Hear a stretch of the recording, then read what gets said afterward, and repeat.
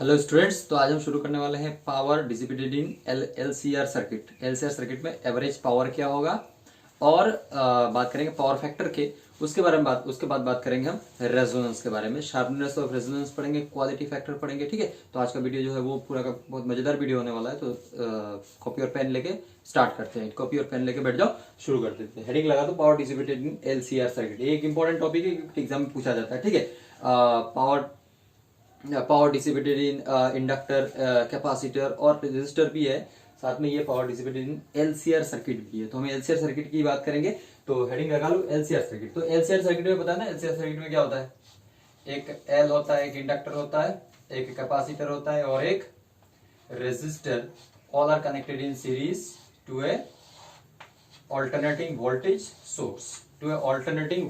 Source. ठीक है, L C R all are connected in series. तो हमने क्या देखा था इसमें कि वोल्टेज और फेजर ट्रीटमेंट से हमने देखा था कि वोल्टेज जो अगर इंडक्टर डोमिनेटेड है, हमने देखा था कि सर्किट अगर इंडक्टर डोमिनेटेड है, then then at that time voltage is ahead of current by a phase 5। ये हमने देखा था। And current, suppose at an instant current का डायरेक्शन ये है, then we write I as I naught sin omega t. This one we know. Voltage, if the circuit is inductor dominated, then voltage is ahead of current by a phase of 5. It means current is lagging the voltage. Now if the circuit is capacitor dominated, then capacitor dominated होने से क्या होगा? Current will be ahead of voltage. यही ना, current will be ahead of voltage. यहाँ पे current is lagging voltage और वहां पे कैपेसिटर डोमिनेटेड होने से current is ahead of voltage. तो suppose our circuit is capacitor dominated, then we can write this one as omega T plus 5 and this one only omega t. Current will be ahead of voltage for LCR circuit. This is for what? LCR circuit. So suppose power, we are going to find power. So instantaneous power is nothing but voltage into current. Voltage is what? V naught sin omega t. Voltage is nothing but here V naught sin omega t. Current is what? Current is I naught sin omega t plus 5. So this is our instantaneous power. We are going to find average power of this circuit. Here it is instantaneous power. So instantaneous power, if we will multiply V naught and I naught, so we will get what? V naught I naught, then we will get sin omega t, then sin omega t into sin omega t plus 5. Okay, so this one we will get. And these all we are doing for what?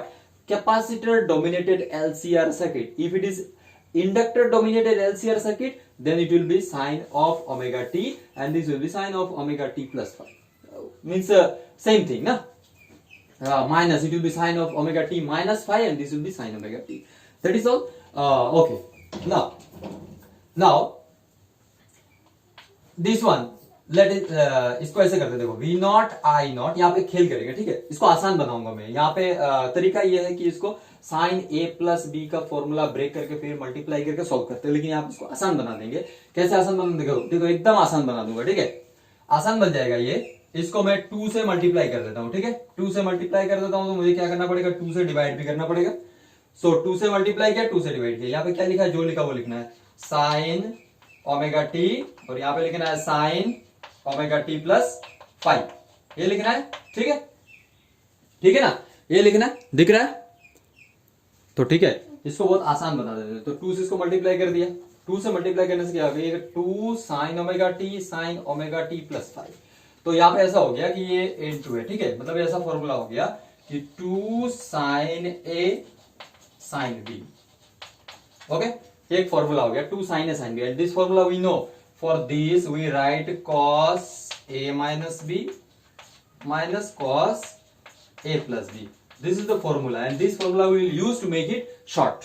ठीक है, तो इसको use करेंगे तो कितना हो जाएगा? V naught I naught by 2 This is nothing but instantaneous power v naught I naught by 2, and these 2 sin omega t plus phi can be written as cos a minus b minus cos a plus b. So we'll write here cos, give a bracket, cos a minus b. Here a is what? Omega t minus omega t. Here it is what? Minus, so it will be minus phi. Okay, a minus b, we are doing a minus b. Then minus cos a plus b. A is what? 2 omega t, and this omega t will be 2 omega t plus phi. इतना समझ में आ गया? So अब ये आसान हो गया. देखो यहाँ पे ओमेगा टी कट गया. So cos of minus theta, then you will get cos theta. So you will get v naught I naught by 2. Then you get cos phi. Okay, cos phi. Here it is cos 2 omega t plus phi. Okay, got it? मिल गया? ठीक है ना? तो देखो यहाँ पे इसको ले लो, दिस वन इज ए और दिस वन इज बी, कोई भी कुछ ले लो, कोई प्रॉब्लम नहीं है. इसको लेंगे तो ये प्लस ही आएगा, इसको लेंगे तो माइनस आएगा, कोई बात नहीं. ठीक है, तो ये हो गया हमारा. अब ये इंस्टेंटेनियस पावर, ये क्या है? Instantaneous power. हमको एवरेज पावर निकालना है, तो इसको मुझे रब करना पड़ेगा. रब करने के लिए मेरा कहा गया, हाँ देखो इसको रब करते हैं. ठीक है, यहां तक हो गया, तो रब करते हैं. इसको रब करने के बाद देखो ये एकदम आसान है, एकदम आसान तरीके से बता रहा हूं. ठीक है, दूसरा तरीका जो वो थोड़ा डिफिकल्ट है, बहुत सारा मल्टीप्लिकेशन डिवीजन करना पड़ता है, यहाँ पे नहीं करना है. बस ये 2 लाइन ही इंपॉर्टेंट है. अब इंस्टेंटेनियस पावर एवरेज निकालना है. एवरेज पावर क्या है? पावर एवरेज कैसे निकालते हैं? हम निकालते हैं integration P dt, that is P instantaneous power integration over what? Complete cycle 0 to t integration 0 to t dt. इस तरह से ये फॉर्मूला ही है. ठीक है, किसी भी टाइम वेरिंग क्वांटिटी का एवरेज निकालना है, ये फॉर्मूला ही है. इसी तरह से निकालते हैं. यहाँ पे पावर है तो पावर को ऐसे निकालेंगे, करंट होता तो करंट को ऐसे निकलते, I D T by D T. ठीक है, इस तरह से निकलते पूरा over complete cycle. Complete cycle का मतलब 0 से लेके टी तक. कितना समझ में आ गया? तो इंस्टेंटेनियस पावर ये कितना होगा? इंटीग्रेशन 0 to t dt क्या होगा? कैपिटल टी हो जाएगा. कैपिटल टी हो जाएगा, होगा कि नहीं? यहां पे करके दिखाता हूं, होगा कि नहीं. देखो dt का इंटीग्रेशन क्या होगा? t, और लिमिट क्या है? 0 से लेके t तक. सो लिमिट लगा दो 0 से t, तो अल्टीमेटली t माइनस 0 मतलब कैपिटल t होगा, तो कैपिटल t लिख दिया. Okay, so no need to write. यहां पे देखो ये क्या होगा? इंटीग्रेशन 0 से लेके t तक. और ये क्या है? ये वाला p इंस्टेंटेनियस, तो ये है. So you right v naught I naught by 2, v naught I naught by 2, give bracket, then you write cos phi minus cos 2 omega t plus phi.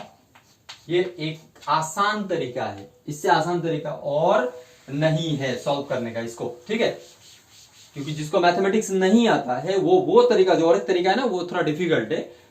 इसको अगर सॉल्व करते हो तो आसान है. जिसको मैथमेटिक्स में बिल्कुल नहीं आता वो भी कर सकता है. देखो यहाँ पे, अब यहाँ पे क्या है? अब हम ये v naught I naught by 2, ये तो मैक्सिमम वैल्यू है, कांस्टेंट है, ये तो पूरा का पूरा बाहर आ जाएगा. सो you will gate v naught I naught by 2, और नीचे t है, सो v naught I naught by t. ठीक है, देन इंटीग्रेशन 0 से लेके t तक किसको इंटीग्रेट करना है? cos phi minus cos 2 omega t, इसको ब्रैकेट थर्ड ब्रैकेट लगा देते हैं, cos 2 omega t plus phi. Okay, so ये एकदम सिंपल हो गया. देखो पहले, अब ये v naught I naught है, v naught I naught by 2t रहने देते हैं, 2t. ठीक है, v naught I naught by 2t. Okay, v naught I naught by 2t. यहाँ पे क्या है? इसको करेंगे अभी cos, यहाँ पे dt लगेगा. ठीक है, सब में dt लगेगा. यहाँ पे dt है, यहाँ पे dt है, dt लगेगा. ओके, अब यहाँ पे देखो पहले वाले को इंटीग्रेट करते हैं. पहले वाले को इंटीग्रेट करेंगे तो क्या मिलेगा? ब्रैकेट के अंदर, अब इंटीग्रेशन को ब्रैकेट के अंदर लेके जाते हैं तो क्या होगा? 0 से लेके t तक cos phi, और ये dt आएगा अंदर, सो cos phi dt माइनस दूसरा वाला क्या है? वही 0 से लेके t तक cos 2 omega t plus phi dt.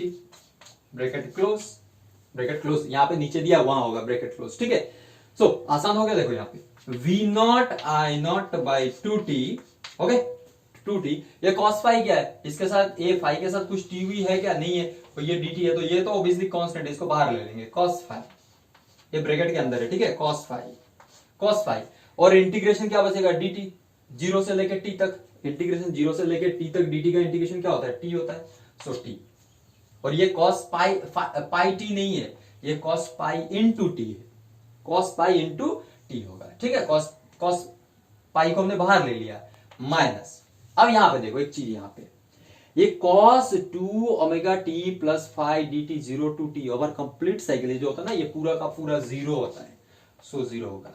अब बोलोगे सर ये जीरो क्यों लिख दिया? जिसको मैथमेटिक्स नहीं आता है वो दिमाग नहीं लगाना है, और जिसको आता है उसको मैं बता के दूंगा कि क्यों जीरो होगा, ठीक है, अभी मैं बता के दूंगा, बट एग्जाम में ये नहीं शो करना है। Directly you can write this one equal to zero, ये इक्वल टू जीरो होगा ही, over complete cycle cos 2 omega T plus five is equal to zero होता है। ये जिसको मैथमेटिक्स नहीं आता वो लिखेगा, और जिसको आता है मैं बता के दूंगा क्यों जीरो होगा, ठीक है। So ultimately what you gate, cos, ये टी को बाहर ले लेंगे, सो you will gate T V not I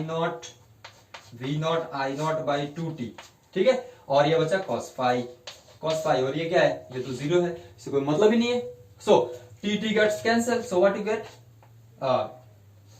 T cancel, so you get V not I not by two cos five, ठीक है। अब वी नॉट जो है क्या है, वी नॉट बाई टू कैसे लिख सकते हैं ना, V naught, so you get power, average power is V naught by root two, ऐसे लिखते हैं, V naught by root two into I not by root two, ठीक है, V naught by root two into I not by root two into cos five लिखा जा सकता है, क्योंकि ये टू है, नीचे रूट टू लिख दिया, रूट टू मल्टीप्लाई करने से क्या होता है, टू होता है, ठीक है ना। और V naught by root two क्या होता है, वी आर एम एस, ये क्या है, I R M S cos five. So this is the power dissipated in a, average power dissipated in a LCR circuit over complete cycle, ठीक है। अभी मैं बात कर रहा हूं कि ये जीरो क्यों हो गया, ठीक है, इसको नोट कर लो पहले। जिसको मैथमेटिक्स नहीं आता ये जीरो होगा, और जिसको आता है या फिर जिसको समझना है उसके लिए मैं बता रहा हूं क्यों जीरो होगा, ठीक है। इतना समझ में आ गया। सो रब कर लो, ये हो गया पावर। और ये जो cos फाइव है ना, ये जो cos फाइव है, this cos five is nothing but, इस cos फाइव को ही क्या बोलते हैं, power factor. This cos five is nothing but power factor, इसको पावर फैक्टर कहते हैं, ठीक है, पावर फैक्टर है। रब कर दो, सो इसको मैं रब कर देता हूं, आप बताता हूं कि ये जीरो क्यों हुआ, ठीक है, why it is zero. Now you see, यही पे कर लेता हूं, देखो ये इंटीग्रेशन जीरो से लेके टी तक cos 2 omega T plus five D T, okay. तो जब इंटीग्रेशन करेंगे तो ये फाई क्या है, phi is constant, phi is nothing but constant. So if you integrate, what you will get, you will get sin 2 omega t plus 5 by 2 omega, limit is 0 to t, you will get this, ये मिलेगा हमको, ठीक है। अब देखो यहाँ पे हमें क्या करना है, upper limit minus lower limit करना है, तो कर देते हैं ना, अपर लिमिट पुट करेंगे capital T, so you will get what you will gate sign bracket में 2 omega capital T plus 5 divided by 2 omega, ठीक है, माइनस इसको मैं रब कर दूं, ये नहीं चाहिए हमको, ठीक है। ये जीरो क्यों होगा सिर्फ ये बता रहा हूं, एग्जाम में हमको नहीं दिखाना है why it will be zero होता ही है, ये दिखाने का जो चीज ही नहीं है, ठीक है, जीरो, बट क्यों होता है, जिसको जरूरी है उसको मैं बता रहा हूं। माइनस साइन 2 ओमेगा, टी की जगह पे क्या होगा, लोअर लिमिट क्या था, zero, so 2 omega T into zero plus 5 divided by 2 omega, okay. अब देखो ये, अब यहाँ पे टी ओमेगा का वैल्यू, ये जो ओमेगा है, ओमेगा का वैल्यू कितना होता है, omega is nothing but 2 pi by T, okay. Now if you substitute 2 pi by T, then this T and this T will get cancel, so you will left with 2 pi, there is 2, so you will get 4 pi, so ultimately you write sine 4 pi होगा plus 5 divided by 2 omega minus sine, अब ये क्या हो गया, 2 omega pi zero, क्या हो गया zero, और क्या बचा, सिर्फ 5 बचा, तो साइन 5 बचा, सिर्फ क्या बचा, साइन 5 2 ओमेगा।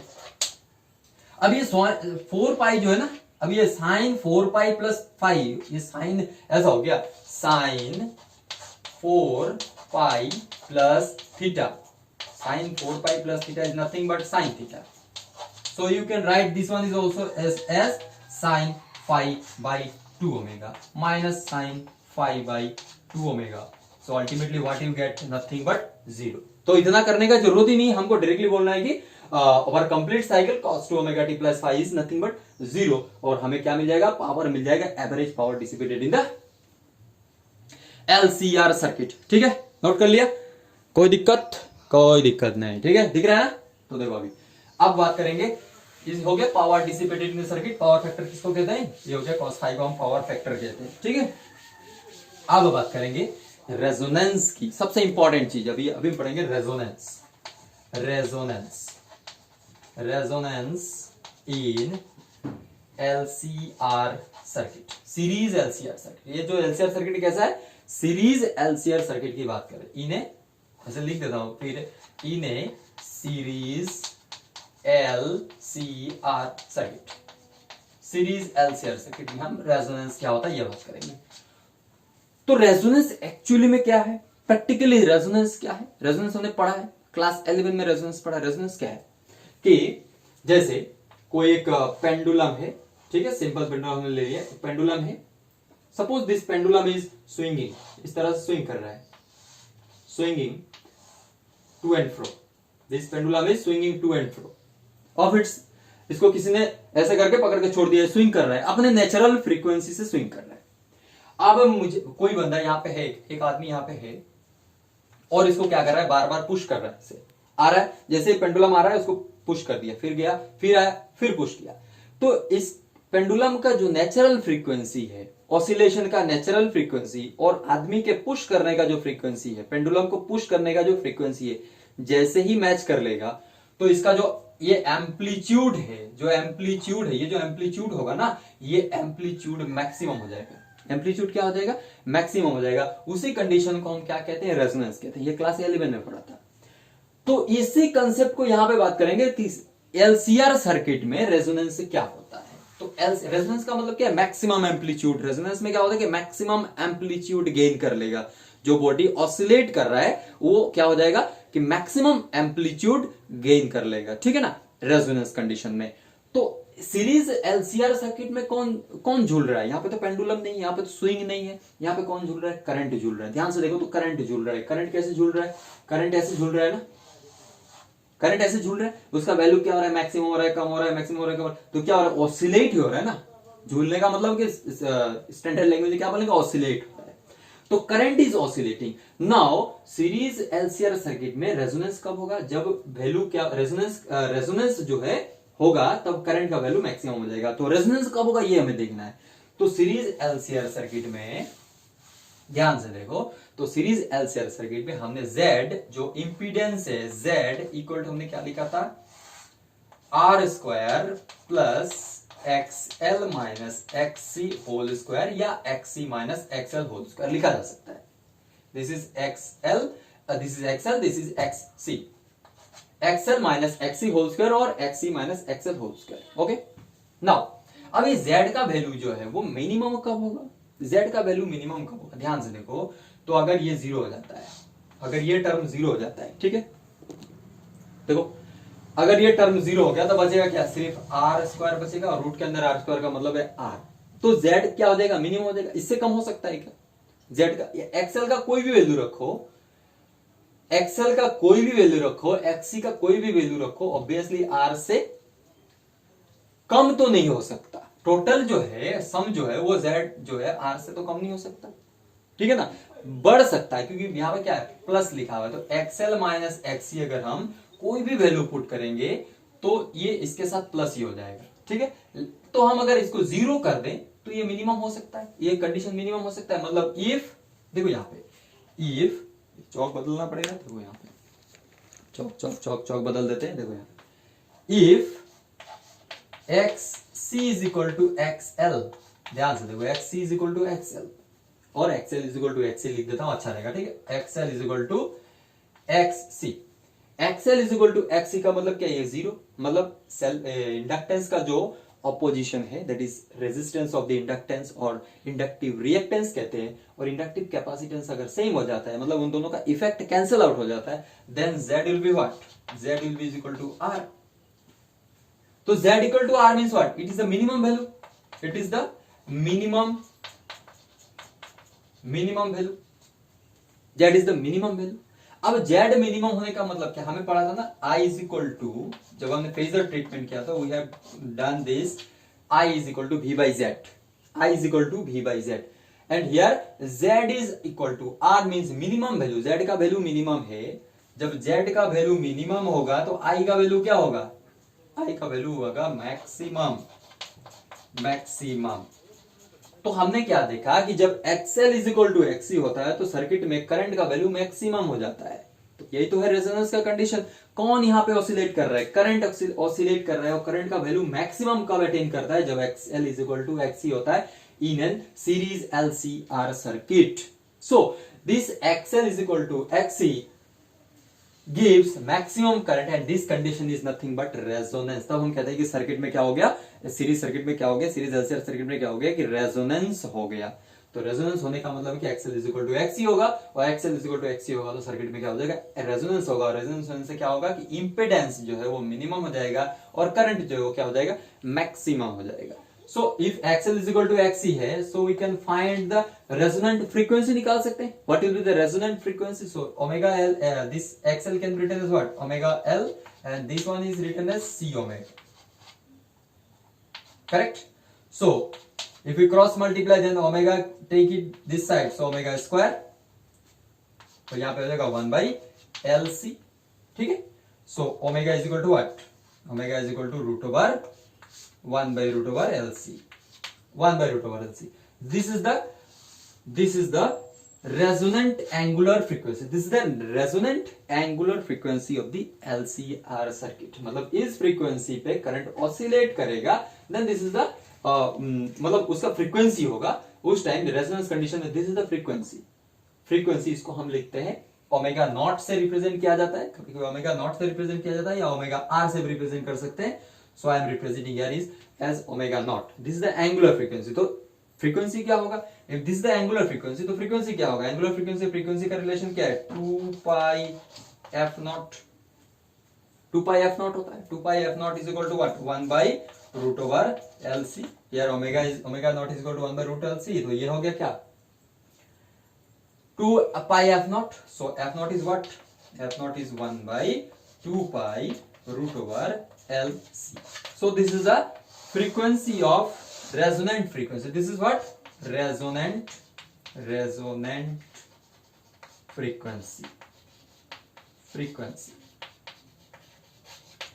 Resonant frequency. ठीक है, समझ में आ गया। तो रेजोनेंस समझ में आ गया कि रेजोनेंस कब होता है, रेजोनेंस से क्या क्या होता है, जेड मिनिमम होता है, करंट मैक्सिमम होता है, ये रेजोनेंट एंगुलर फ्रीक्वेंसी होता है, ये रेजोनेंट फ्रीक्वेंसी होता है 1 by 2 pi root over LC।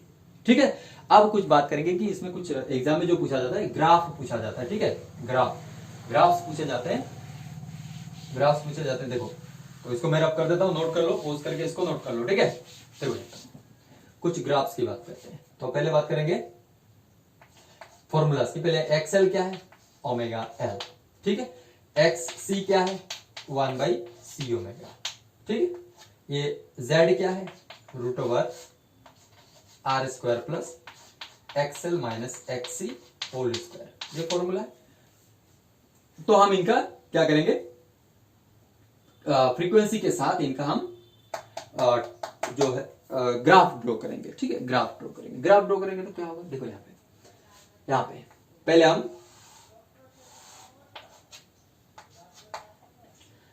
Frequency के साथ ये क्या है, एक्सएल फ्रीक्वेंसी के साथ क्या है, डायरेक्टली प्रोपोर्शनल एक्सएल का ग्राफ ड्रॉ कर रहे हैं। ठीक है, वर्सेस फ्रीक्वेंसी के बीच में। तो एक्सएल वर्सेस एक्सएल का हम ग्राफ ड्रॉ कर रहे हैं फ्रीक्वेंसी के वर्सेस में। तो ये क्या है, XL is equal to omega L, directly proportional. मतलब ग्राफ कैसा होगा, स्ट्रेट लाइन होगा।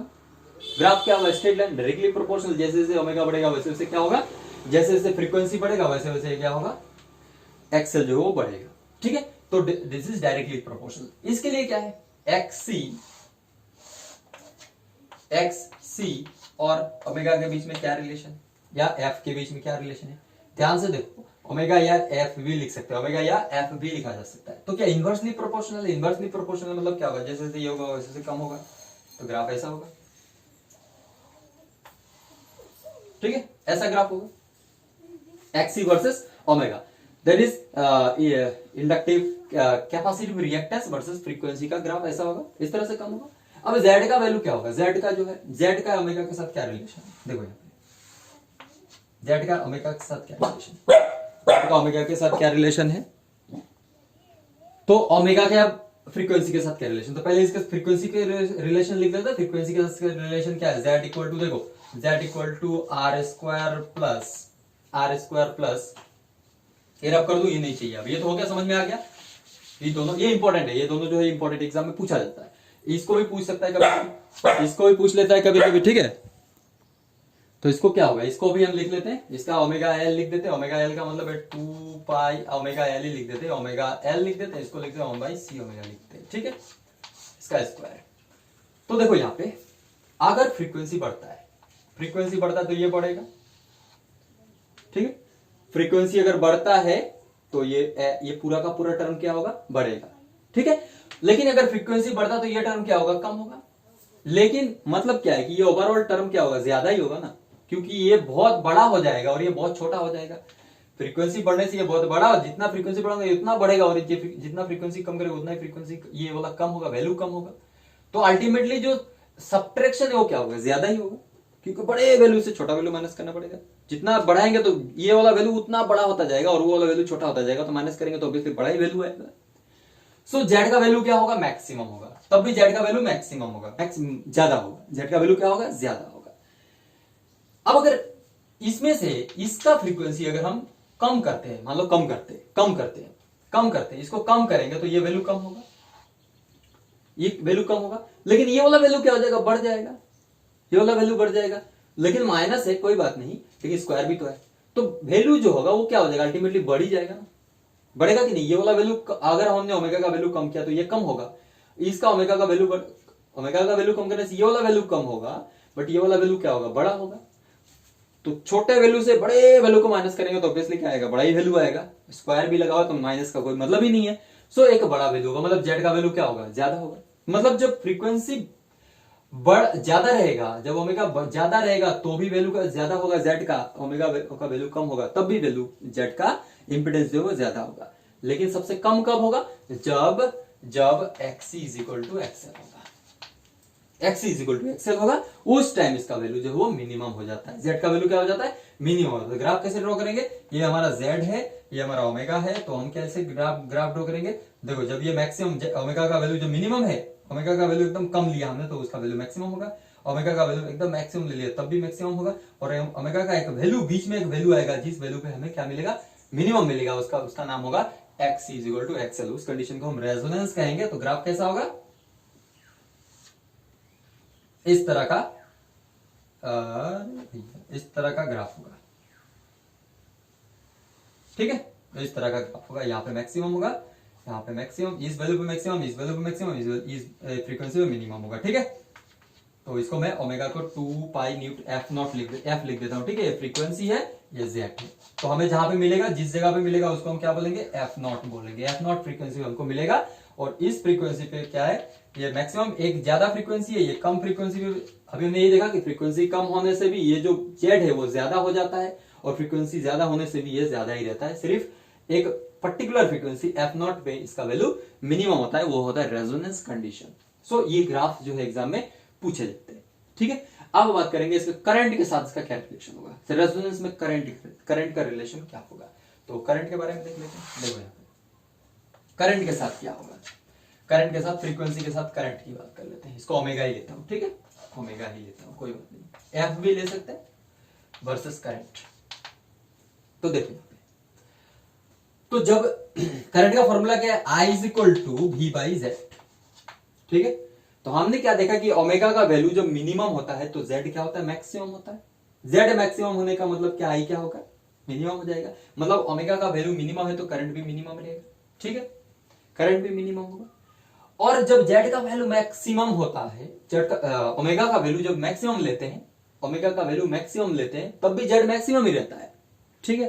तो जब जेड मैक्सिमम होगा तो आई क्या होगा, मिनिमम होगा। तब मतलब जब ओमेगा का वैल्यू मैक्सिमम लेंगे तब भी जेड का आई का वैल्यू क्या होगा, मिनिमम होगा। तो एक पर्टिकुलर फ्रीक्वेंसी पे आई का वैल्यू मैक्सिमम होगा, और उस कंडीशन को हम बोलेंगे रेजोनेंस कंडीशन। तो ये होगा हमारा ग्राफ।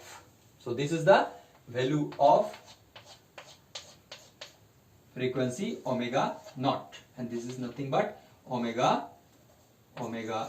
r, omega 1 omega 2 दे देता हूं, इसको omega 1 दे देता हूं। ठीक है, अब अगर रेजिस्टेंस बढ़ा दिया, अब रेजिस्टेंस रेजोनेंस कंडीशन में रख के, रेजोनेंस कंडीशन में रखने का मतलब क्या है, रेजोनेंस कंडीशन में हम रखते हैं तो I इज इक्वल टू क्या होता है, V बाई आर हो जाता है। रेजोनेंस कंडीशन में R is equal to Z होता है, यही ना, R is equal to Z होता है तो V बाई आर हो गया। तो अब देखो रेजोनेंस कंडीशन में रख के अगर रेजिस्टेंस को, क्योंकि वहां पे I जो इंडक्टर है और कैपेसिटर हो तो कोई काम का नहीं है, क्योंकि वहां पे इन दोनों का जो इफेक्ट है वो कैंसिल आउट हो रहा है। तो खेल कौन कर रहा है, रेजिस्टेंस। अब रेजिस्टेंस का वैल्यू अगर बढ़ाएंगे तो I का वैल्यू क्या होगा, कम होगा। तो ये हमने रेजिस्टेंस का वैल्यू एक रख लिया R1, तो हमको ये मिला I का वैल्यू, ये हमको I का वैल्यू एक मैक्सिमम वैल्यू I नॉट मिला। ठीक है, लेकिन अगर रेजिस्टेंस हमने थोड़ा बढ़ा दिया, रेजिस्टेंस थोड़ा बढ़ा दिया तो I का वैल्यू क्या हो जाएगा, थोड़ा सा कम हो जाएगा। ठीक है, तो ये हमने और एक वैल्यू लिया R2 के लिए, या R2 रेजिस्टेंस के लिए लिया, ये R1 रेजिस्टेंस के लिए। यहाँ पे R2 क्या है, R2 is greater than R1।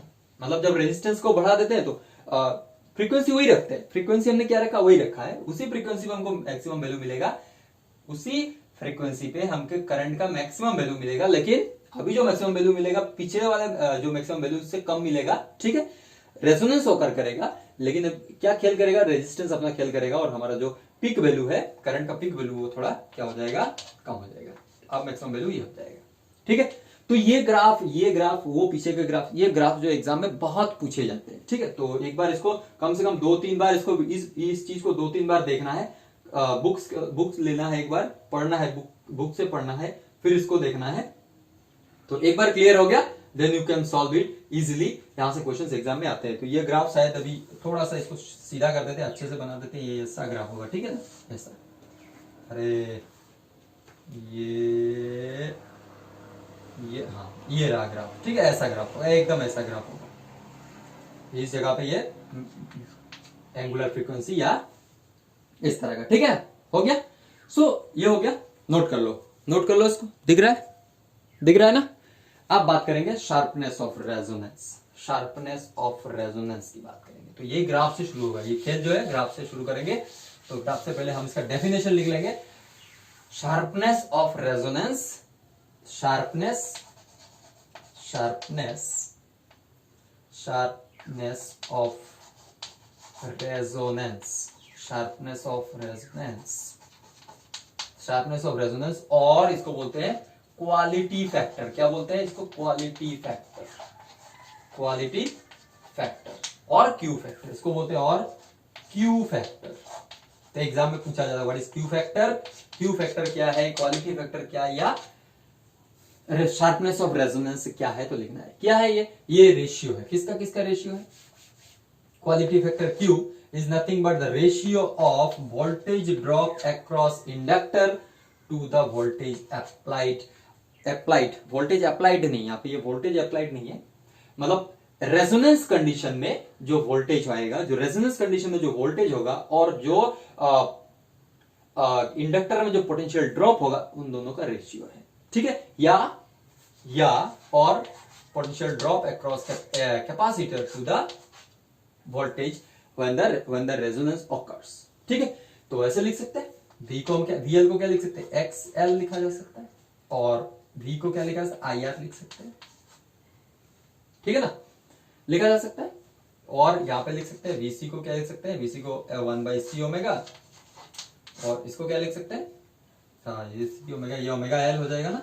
VL को हम ऐसा लिख सकते हैं, XL है, XL IXL लिख सकते हैं ना, IXL ऐसे लिखा है, IXL। और ये VC को क्या लिखा जा सकता है,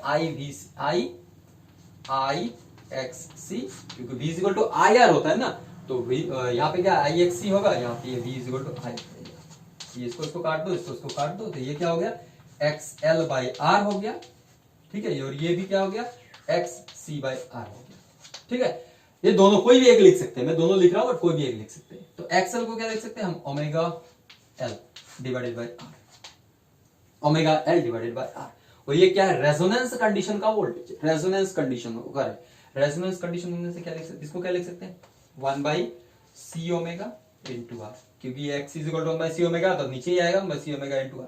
अब ओमेगा जो है ओमेगा नॉट है, ये ओमेगा जो है क्या है, ओमेगा नॉट है। ओमेगा नॉट का वैल्यू तो हमको पता है, ओमेगा नॉट का वैल्यू पता है, क्या पता है, omega naught is equal to क्या है, 1/√LC है कि नहीं, 1/√LC। तो इसको मैं रब कर दूं, रब कर देता हूं, ठीक है।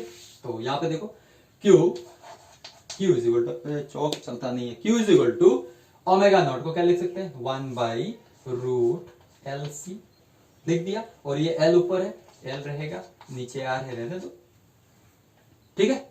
और यहाँ पे वही खेल कर सकते हैं, सेम चीज। तो यहाँ पे नहीं करके यहाँ पे कर लेते हैं, डेरिवेशन एक ही होगा, एक ही आंसर आएगा। अब देखो यहाँ पे L है, यहाँ पे √L है, तो √L ऊपर में √L से मल्टीप्लाई कर दो, ऊपर नीचे रूट से मल्टीप्लाई कर देते √L से, ठीक है। तो क्या मिलेगा हमको, देखो यहाँ पे ऐसे